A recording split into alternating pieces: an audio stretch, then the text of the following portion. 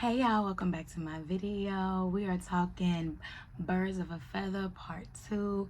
Let's go ahead and get it started and pick it right back up where we left off, which was Demi going to jail. Demi was going to jail and Charlie was getting her ass whooped by Justin. He spit on her and kicked her down to the ground, blacked her eye, swole her lip. And Day, how you gonna do something so nice for Stacy? You buy her a car. Not only did you buy her one of them, you bought her 3 of them because the salesman was being a dick. But you give one of the cars to Kiara, the girl that you say you ain't doing, but you did before, and that still got a thing for you. You do that, like, And Lauren getting her back blown out by the pastor and getting head when it was rudely interrupted by a collect phone call from her former ex-husband, Demi. So now she got to go down there and bond him out. And they went back to Demi and Charlie's house. And Lauren actually ended up staying the night because the snow was so bad. So, baby, when Demi went upstairs, you know Charlie and him got into it real bad. So much so, she started to pack a bag and be out. But when she saw Lauren downstairs and knowing that Lauren heard everything that happened upstairs, plus, Demi seeing her, like, beating and all that, like, what? It was, of course, tempers was up. Sis was pissed. Everybody was pissed. And when she saw Lauren downstairs, baby, she turned red. And I love the fact that Lauren and Charlie keeps having these talks to resolve their issues with one another. But every time I think they good, baby, they not. And Demi was ordered to sleep on the couch, okay? The next morning, Charlie packed Demi's shit up and asked him to leave the house. And I totally agree with her. Like, I'm pregnant. You begged me to keep this baby. You proposed to me. You got me in this home. We're creating a family. And we're supposed to be doing life together. And yet you choose for me not to be your support system during the most difficult time of your life. You go back to your wife. You don't like when we say that, but you go back to your wife. You called even when you got to jail, you called your wife. Okay? Because you ain't even know Charlie's number by heart, but you know your wife's number. Charlie's supposed to be your wife. You don't know her number, but you know your wife's number. So Stacy ended up having a breakfast date with the fireman, and she goes to help him feed underprivileged kids. He told her it was a breakfast date, but he didn't tell her like what they were doing. So when she saw that, of course, she was so impressed. She was like, oh my God, he different or whatever. And she wanted to thank him by cooking a nice meal for him for dinner or whatever. And baby, when he reached in his wallet to give her money for the food, I was like, yes, God, that's grown man business. That's grown man business. She was like, no, it's okay. This is something I want to do for you. He said, no, baby, I believe in paying for my own way. And I appreciate your time and your effort of cooking. Cooking is payment enough. I haven't had a home cooked meal since blah, blah, blah. Baby, I happy pay for the groceries. Okay. Yes, okay. And, y'all, I ain't judging. We don't judge over here in this channel. Why did Lauren and the pastor have sex in the church? Now I ain't gonna lie, when this was going on, I was like, what because it's like a part of me like, ooh, this is the Lord's house. This is sacred ground. I don't even play R&B on the parking lot, okay? I don't play R&B on the parking lot. I don't curse. You know, I respect the church ground. However, come about, you know, I thought about the fact, right? If I was married to the pastor, because I could do whatever I could do whatever I want with my husband. And this is our church. And this is his office. And maybe he just need a little head or something underneath the desk or whatever, because, you know, maybe, you know what I'm saying, he's still at the church, everybody gone. Maybe it's like a Monday night. Maybe it's like a Monday night and he frustrated with something, and I come down there to go check on him, and I bring him a little something to eat. You know, I massage his shoulders, and then I massage him in other ways. I mean, that's my husband, okay? And he's supposed to love me as God loved the church. And I feel as though, you know, and then God is in the middle of our marriage. So I thought maybe, I mean, nobody else in there but us. And this is our church. And this is his office. I thought about maybe that would be the only instance. I'm not sure if I would feel comfortable making love in the church and his secretary right out there, because I'd be worried about the acoustics. I'm not saying I'm loud. I'm saying it could go there. And I don't want no unpaid audience. Okay? I don't want to do that. So yeah. So yeah, it gotta be.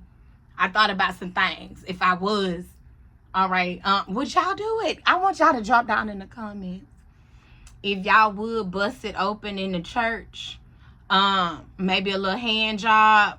Have you busted open in the church? Was it in the church bathroom?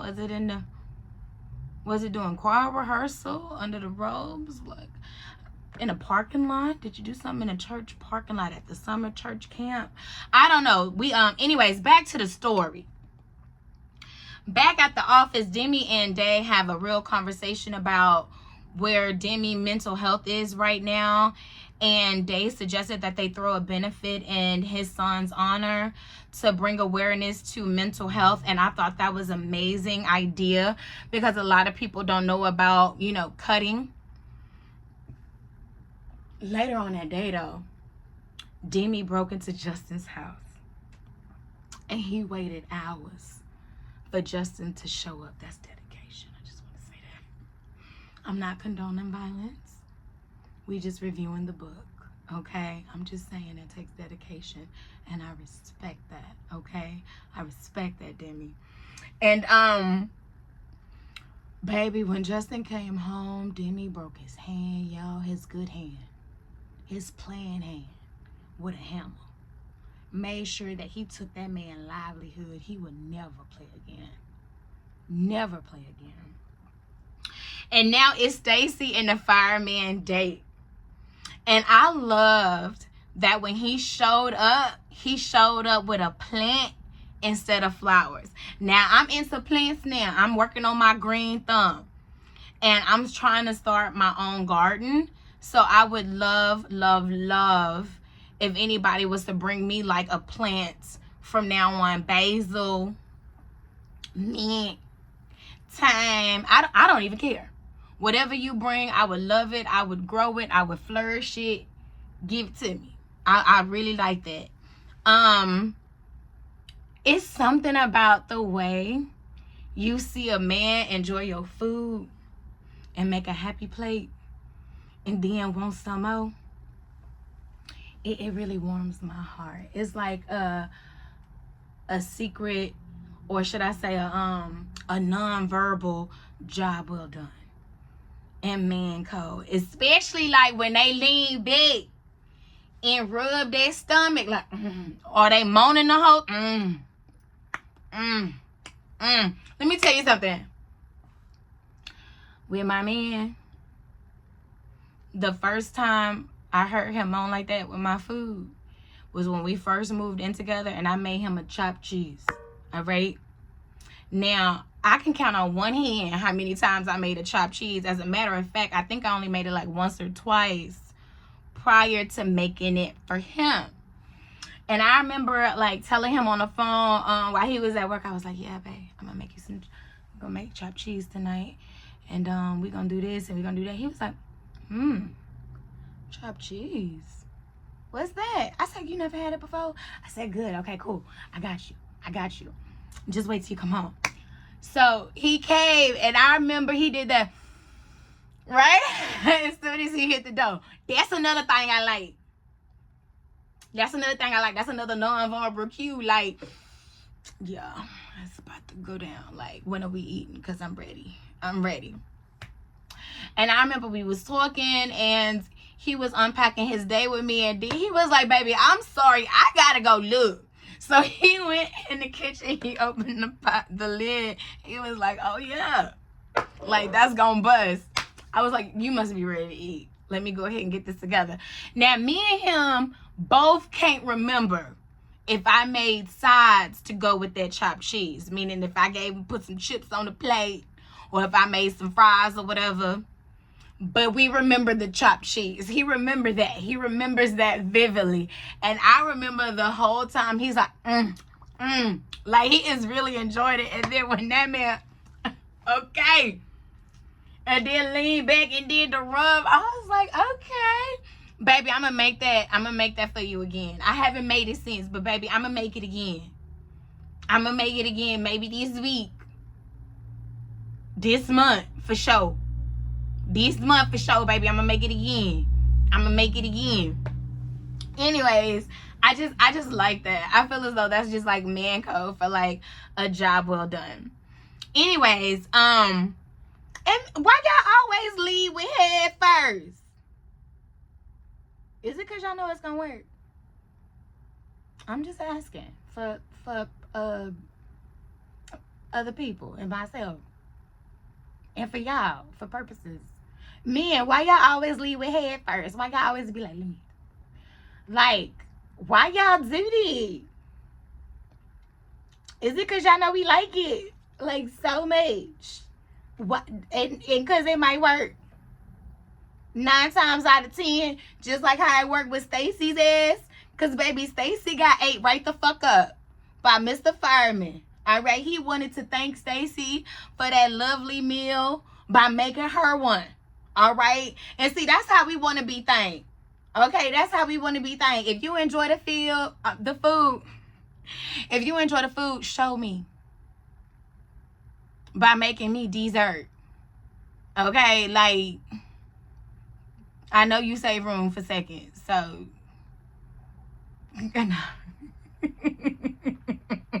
And I knew Dave was going to interrupt this good moment. I knew he was going to pop up. It's like y'all always smell it when a sister trying to move on and here y'all come with the same old song and bullshit. Knew it. I knew it. Okay. And can we just not with the bullshit? Okay. Can we just not? But when the fireman wasn't fazed by Day at all, and still checked on Stacy, made sure she was straight, and gave her a good night kiss, like right in front of him. And he stopped next to him while he was walking out the door and was like, you better Google me, bro. And walk right out. Let me tell you something. If Stacy wasn't going to give him the puss, she damn sure going to give it to him then. She damn sure going to give it to him now. Stacy ended up like sending Day away or whatever, because we ain't got time. And she basically told Day, baby, if you serious about me, show me. All right. So Day was like, the only thing I can think of is to drop Kiera from the label. So he did. And of course, Kiera did not take that lightly. She did not like that at all. Still bent out of shape, Demi went to a bar, got drunk, and as he's making his way to his car, he ends up getting shot twice by somebody Justin hired. And Nobody know. Nobody know where he at. Nobody with him. And he's just out there in the cold. The pastor ended up proposing to Lauren, and yes, I will. Yes, she will. Yes, she will marry you. And can I say, that was one hell of a speech. Let me tell you something, baby. It's something about a man in his proposal speech. Like, wait. Because at first I might have said no, but now I'm definitely saying yes. Or, no, I'm just playing. Or it's like, oh my God, I just cannot believe you felt this way about me. Because it be like some of the most beautiful words you will ever hear when a man is like proposing to you. And sometimes they get very emotional. They cry themselves. And, you know, it's just nice to hear. And I just feel as though, like, the pastor gave a really, really nice speech. I need to go see Lauren's speech. The speech he gave to Lauren, okay, the Sierra prayer, on point. Love it. Come on, black man in the cloth. Come on. And did you see that Ashley knew about the 3-chord strand, the marriage? You remember I told y'all, it got to be you, your husband, and God in the middle. That's it. That's it. Not your mama. Not your dad.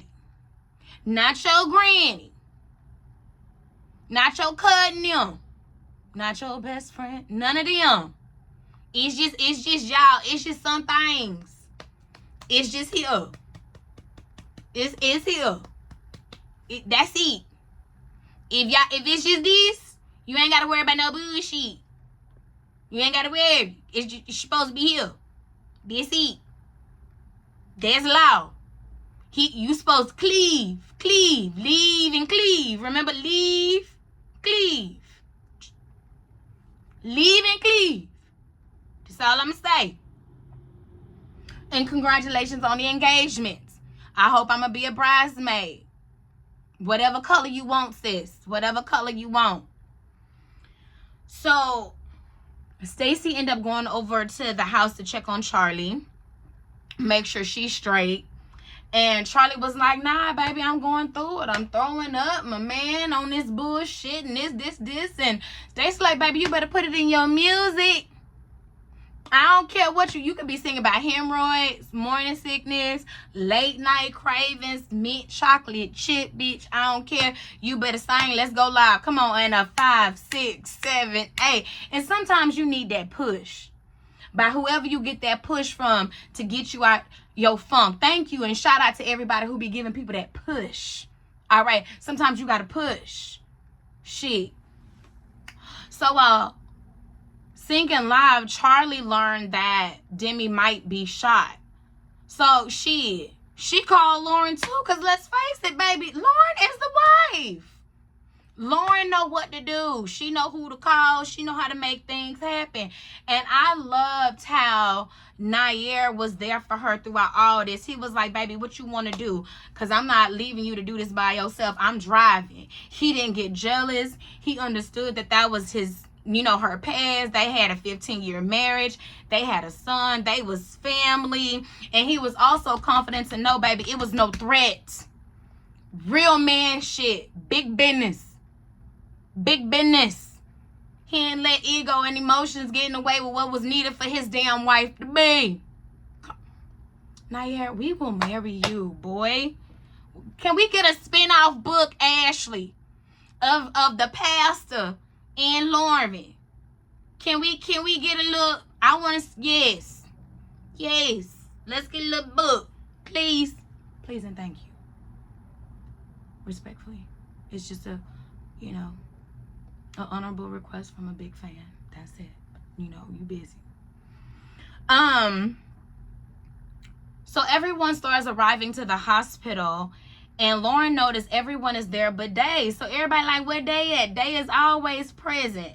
Plus his phone is going straight to voicemail, and that's not like him. So while Stacy and Charlie is on the phone scrolling, they see that Day is being accused of sex assault from Kiara's ass and now being sued. And now it's to be continued. We don't know what's going on with Demi. He's in the surgery. He lost a lot of blood. We don't know if he's going to make it. We don't know what's going on with Charlie and the baby. We don't have no wedding date for the marriage. Come on, Lauren and the pastor. And then, Stacey, who you going to choose? Day of the fireman? Girl, you better choose the fireman. We need those benefits in that 401k, KK. No, ma'am. No, ma'am. Don't. They inconsistent. The only thing they has shown you is that he inconsistent. We need to go ahead and get with the fireman. So, Miss Ashley, whenever you come out with another book, because it's not ending here. We thought it was going to end book 3. It's going to be probably more, knowing our sis Ashley, and we appreciate you. So, thank y'all so much for watching. Let me know how you enjoyed the book.